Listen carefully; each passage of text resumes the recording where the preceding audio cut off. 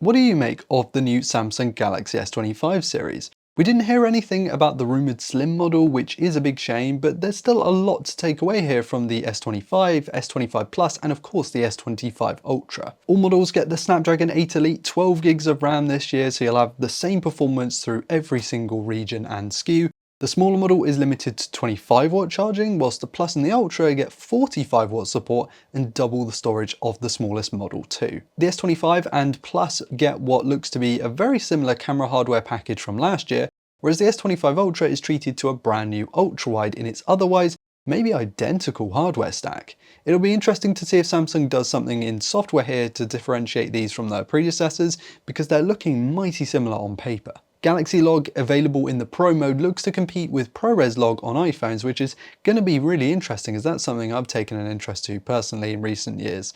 And Samsung has brought its own audio eraser type feature to its first-party gallery app, which aims to compete with Google's offering. The S25's 4000 mAh battery is quite a bit smaller than the Plus's 4900 and the Ultra's 5000 mAh setups, and all models seem to have shaved off some weight over the S24 series too, which coincides with them being a little bit slimmer as well. These phones are flatter with more rounded corners this time around. They all look more in place with what we've been used to from other brands of late, and Samsung is creating cohesiveness in its design language by trying to align all of the designs of the SKUs this year. The new camera bumps are interesting. They kind of look like what we had on the Galaxy Z Fold. And Drawing Assist now has its own interface where you can use Galaxy AI to create generative images based on text, images, and other prompts with different art styles, which looks pretty similar to what Google's doing with Pixel Studio. One UI is familiar here, and though we didn't get much time to dive into all of the software and AI features at the event, we will be covering them in depth in our upcoming reviews and comparisons,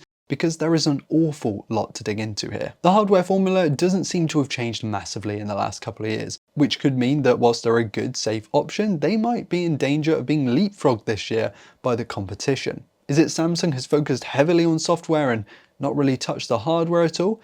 We'll have to see, so stay tuned for our in-depth reviews and comparison content coming up, where we'll be putting these things through their paces. Are you excited about these new phones?